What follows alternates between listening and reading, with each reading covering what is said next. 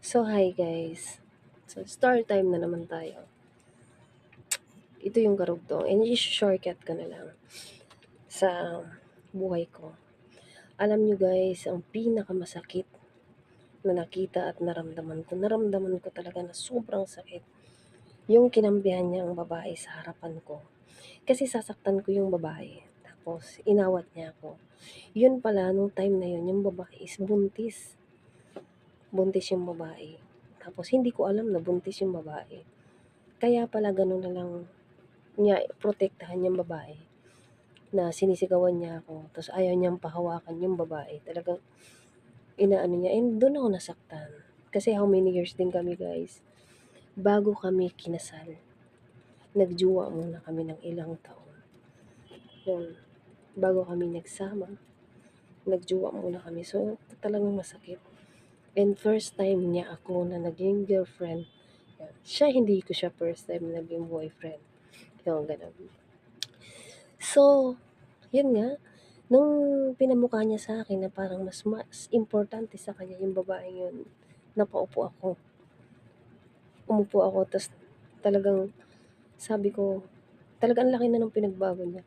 Na sabi ko, parang hindi niya man lang naisip na ilang taon kami nagsama ta's ipagpapalit lang niya ako sa bago lang niya nakilala. So, hindi ako makapaniwala ng gano'n. So, sabi ko talaga sa kanya guys, magmula ngayon, totoo 'to. Sabi ko sa kanya guys, magmula ngayon hindi na kita pakikialaman. Last na 'tong pakikialam ko sa'yo.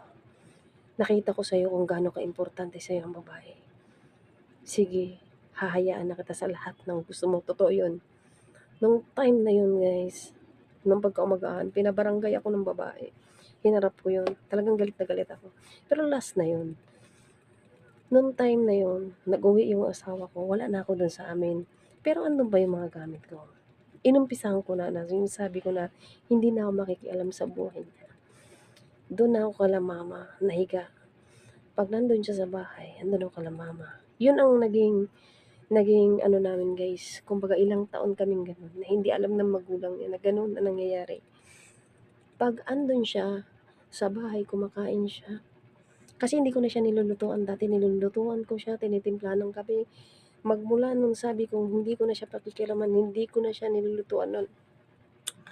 Ang nilulutuan ko na lang ang mga anak ko. Pero kasi ilang days lang siya sa amin, umaalis din siya eh. Ang balik niya is buwan na, ilang buwan na, 6 months, ganun. Kasi may kontrata na siya eh. May kontrata siya, so 6 months siya. Bumabalik siya sa amin.